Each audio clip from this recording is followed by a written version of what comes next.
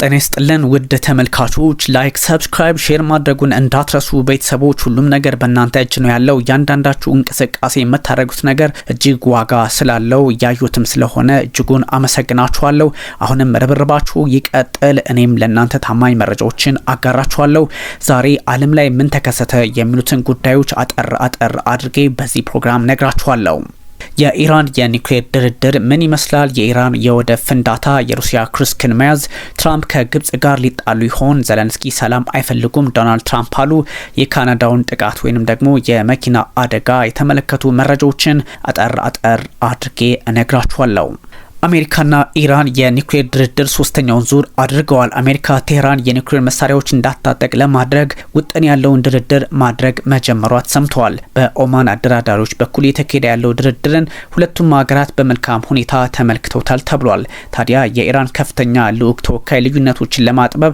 መሰራት ያለባቸው ነገሮች መኖራቸውን ከመጠቆማቸውን ባሻገር ሁኔታው ግን መልካም እንደሆነ ከተለያዩ አቅጣጫዎች የሚወጡ መረጃዎች ይጠቁማሉ ድርድሩ በሚቀጥለው ሳምንት እንደሚቀጥል ይፋ የሆነ ሲሆን ለአራተኛ ዙር ድርድር ይደረጋል ማለት ነው ኢራን የተጣለባት ማዕቀብ የሚላላ ከሆነ ወይንም ደግሞ ከተነሳላት የኒውክሌር መርሃ ግብሯን ለማጠፍ ዝግጁ መሆኗን ዩራኒየም የምታበለጽገው ለኢነርጂ እንደሆነ ደግሞ በሌላ በኩል ይፋ ለማድረግ ሞክራለች ቴህራን ኢራን የኒውክሌር ፕሮግራሟ ለሰላማዊ ዜጎች ጥቅም መሆኑን በስፋት እየተናገረች የሚገኝ ሲሆን ሁኔታው ግን እጅግ አሳሳቢ ሊሆንባቸው እንደሚችል የአሜሪካ ፖለቲከኞች ዛሬም በመናገር ላይ ይገኛሉ ከአውሮፓውያኑ 2018 ወዲህ በአሜሪካና በኢራን መካከል በከፍተኛ ልዑክ ደረጃ እንዲህ አይነት ውይይት ሲደረግ የመጀመሪያው ሆኗል ከዛው ከመካከለኛው ምስራቅ በተለይም ከኢራን ጉዳይ ሳንወጣ በኢራን ግዙፍ የንግድ ወደብ ላይ በደረሰ ከፍተኛ ፍንዳታ 28 ሰዎች ህይወታቸውን ሲያጡ ከ800 በላይ የሚሆኑት መቁሰላቸው ተሰምተዋል በኢራን ግዙፍ የንግድ ወደብ ላይ በደረሰ ከፍተኛ ፍንዳታ የሰዎች ህይወት ከማለፉን ባሻገር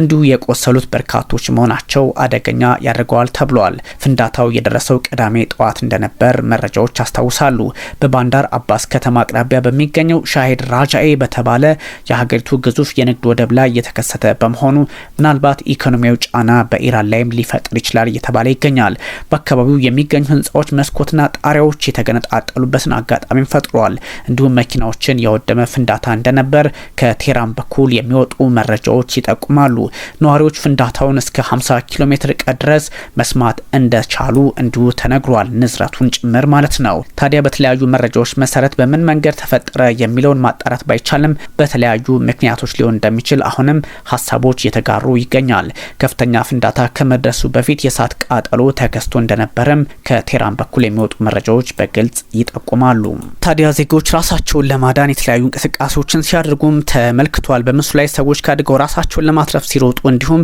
በፍንዳታ የተጎዱ መሬት ላይ ወድቀው የሚታዩ ሰዎችን ማየትም እንዲሁ የተለመደ ሆኗል ታዲያ ካደጋው የተረፉ ግለሰቦች ለሀገሪቱ ብሔራዊ ቴሌቪዥን ጣቢያ ለመህር ኒውስ ጭምር ሐሳብ ሰጥተዋል መጋዘኑ ሙሉ በሙሉ በጭስ አቧራና አመድ ተሞልቷል ራሳችንን ያገኘነው ጠረጴዛ ስር ነው በሚል ሐሳባቸውን አጋርተዋል ከአየር ላይ የተቀረጹ ምስሎችም የሚያሳዩት አደገኛውን ፍንዳታ ሆኗል እሁድ ዕለት ከአካባቢው የሚገኙ ትምህርት ቤቶችና ቢሮዎች ተዘግተው እንዲቆዩ መወሰኑን ደግሞ የቴህራን የትምህርት ሚኒስቴር አስታውቋል አንድ የግል የባህር ኃይል ኩባንያ በእሳት ጉዳት የደረሰባቸው ኮንቴነሮች ለባለስቲክ ሚሳኤል ማምረቻ ጥቅም ላይ የሚውል ነዳጅ ሳይዙ አይቀርም በሚል እንዲሁ ሐሳቡን አጋርተዋል ዴንቶቹ እንቅስቃሴዎች ደግሞ ፖለቲካዊ ይዘት ይኑራቸው የተፈጥሮ አደጋ ወይም ደግሞ ሰው ሰራሽ አሁንም የማጣራቱ ነገር የሚቀጥል ይሆናል ኢራንም በዛ መንገድ ቀጥላለች ተብሏል እዚሁ መካከለኛው ምስራቅ ላይ እንቆያለን በተለይም ከኛ ጋር የቀረበ ጉዳይ ነው በሲዩዝ ቦይ ሳንከፍል ማለፍ አለብን በሚል የአሜሪካው ፕሬዝዳንት ዶናልድ ትራምፕ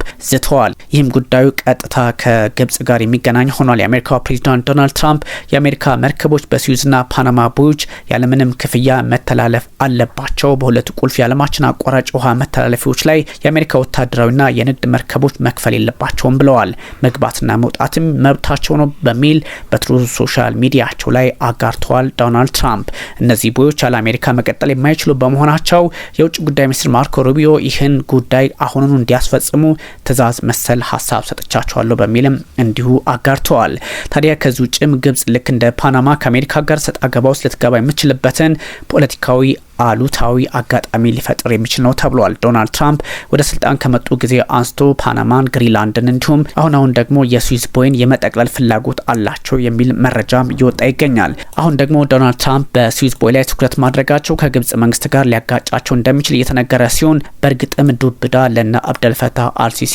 ሆኖባቸዋል የሚል መረጃ እንዲሁ ተጋርቷል።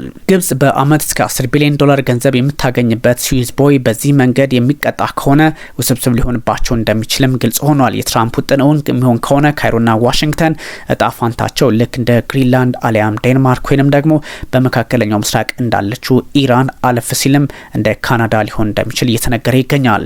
ውድ ተመልካቾቻችን ወደ አውሮፓ ወስዳችኋለሁ። ክሩስክ በእጄ ገባች በሚል የሩሲያ ጦር ሀሳቡን አጋርቷል። በግልጽም ሙሉ በሙሉ መቆጣጠሩን ይፋ አድርገዋል። ሩሲያ ክሩስክ ግዛትን ሙሉ በሙሉ በእጇ እንዳስገባች የተነገረ ሲሆን የዩክሬን ኃይሎች ወደ ክሩስክ ግዛት ሰው ከገቡ ከ8 ወራት በኋላ ይህ አይነት ዜና ከሞስኮ በኩል ሲሰማ ለመጀመሪያ ጊዜ ሆኗል። የሩሲያ ጦር አዛዥ ቫለሪ ጌራሲሞቭ ናቸው እንዲህ ያሉት። ከፕሬዚዳንት ቭላድሚር ፑቲን ጋር በቀጥታ የቪዲዮ ኮንፈረንስ አድርገዋል። በዚህ ሰዓትም ደግሞ ሙሉ በሙሉ አካባቢውን ተቆጣጥረናል ብለዋል። የኪየቭ አገዛዝ ክፉ ጥን ሙሉ በሙሉ መክሸፉን ደግሞ የሩሲያው ፕሬዚዳንት ቭላድሚር ፑቲን ይፋ አድርገዋል። ሞስኮ ክሩስክን ነጻ አወጣው ብትልም የኪየቭ ኃይሎች ግን የሙጥኝ እንዳሉ ናቸው፣ አሊያም ከአካባቢው እንዳልወጡ እየተናገሩ ይገኛል። የጠላት መግለጫ ፕሮፓጋንዳ ነው በሚልም አጣጥለውታል። ፕሬዚዳንት ቮሎዲሚር ዜሌንስኪ የሩሲያ ኃይሎች በክሩስክ ግዛት ግስጋሴያቸው ከቅርብ ጊዜ ወዲህ እየጨመረ ሄዷል መባሉም የሚዘነጋ አይደለም። ሞስኮ ለመጀመሪያ ጊዜ የሰሜን ኮሪያ ወታደሮች ክሩስክን ነጻ በማውጣቱ ረገድ የነበራቸውን ሚና እውቅና መስጠቷም እንዲሁ አነጋጋሪ ሆኗል። ከሩሲያ ኃይሎች ጋር በመጣመር ጎን ለጎን ተፋልመዋል ነው የሚሉት የሩሲያ ፖለቲከኞች። የሰሜን ኮሪያ ወታደሮች በሩሲያ ምድር ገብተው መወጋታቸውን ክሬምሊን ማመኑ ለመጀመሪያ ጊዜ እንደሆነ ተነግሯል። ከዚሁ ከሩሲያና ዩክሬን ጦርነት ሳንወጣ ትራምፕ በቫቲካን ከፕሬዚዳንት ቮሎዲሚር ዜሌንስኪ ጋር ተገናኝቶ ነበረ። ዶናልድ ትራምፕ የዩክሬን ዋቻቸውን ቮሎዲሚር ዜሌንስኪን በፖፕ ፍራንሲስ የቀብር ስነ ስርዓት ላይ አግኝተዋቸዋል። ታዲያ ከዚህ በኋላ የሩሲያ ቭላድሚር ፑቲን ጦርነቱን ለማቆም ያላቸው ፍላጎት ላይ ጥርጣሬ እንደገባቸው ወይንም ደግሞ እንዳለባቸው በግልጽ ማስቀመጣቸው እንዲህ አይነቱን ነገር ውስብስብ ሊያደርገው ይችላል የሚል መረጃም እየወጣ ይገኛል። ትራምፕ ሮምን ለቀው ከሄዱ በኋላ በማህበራዊ ሚዲያ ገጻቸው ላይ ነው ይሄን ያሉት። ፑቲን ሰላማዊ ዜጎች በሚኖርበት አካባቢ ሚሳኤል የሚተኩሱበት አንዳችን ምክንያት የላቸውም ብለዋል። ታዲያ እያታለለኝ ሳይሆን አይቀርም ፑቲን ማለታቸውም እንዲሁ አነጋጋሪ ሆኗል። የሮማው ሊቀ ጳጳስ ቀብር ከመፈጸሙ በፊት የተገናኙት ዶናልድ ትራምፕና ዜሌንስኪ በቅዱስ ጴጥሮስ ቤተክርስቲያን ውስጥ ጥልቅ ውይይት አድርገዋል የሚል መረጃን ቢቢሲ አጋርቷል። ዋይት ሀውስ ሁለቱ መሪዎች ያደረጉትን የ15 ደቂቃ ውይይት ውጤታማ ብሎታል። የዩክሬን ፕሬዚዳንት ቮሎዲሚር ዜሌንስኪ ደግሞ ታሪካዊ ብለውታል። በካናዳ ጎዳና ላይ በደረሰ ጥቃት የ9 ሰዎች ህይወት ማለፉ ተነግሯል። በካናዳ ጎዳና ላይ የተደረገ በነበረ ፌስቲቫል ላይ አንድ ተሽከርካሪ ወደ ህዝቡ ጥሶ በመግባቱ አደጋ ማድረሱ ተነግሯል። የፊሊፖኑ ላፑ ቀንን አስመልክቶ እየተደረገ በነበረው ፌስቲቫል ቅዳሜ ጠዋት አደጋው ደርሷል። የቫንኩቨር ፖሊስ ዲፓርትመንት እንዳስታወቀ መረጃዎች ከተለያዩ አቅጣጫዎች ይወጡ ይገኛል። የፊሊፒኖ ላፑ ቀን በ15ኛው ክፍለ ዘመን የነበረ በፊሊፒንስ ደሴት የሚኖር አንድ ጀግና የስፔን ቅኝ ገዢዎችን ያሸነፈበት ቀን ነው በሚል በበርካቶች ዘንድ እዛው ካናዳ ውስጥ ይከበራል። ይህን ታሪካዊ ዕለት ለመዘከር ህዝቡ በተሰባሰበበት አጋጣሚ ነው አደጋው የደረሰው ተብሏል። ነገር ግን የቫንኩቨር ፖሊስ የሽብር ጥቃት አይደለም ብሎታል። የብዙ ሰዎች ህይወት ማለፉና በርካቶች መቁሰላቸውም እንዲሁ የተነገረ ሲሆን ከዚህም በላይ ሰዎች ህይወታቸው ሊያጡ እንደሚችሉ ተነግሯል። አደጋውን ያደረሰው የ30 ዓመት ወጣት እንደሆነ ተነግሯል። በቁጥጥር ስርም ውሏል።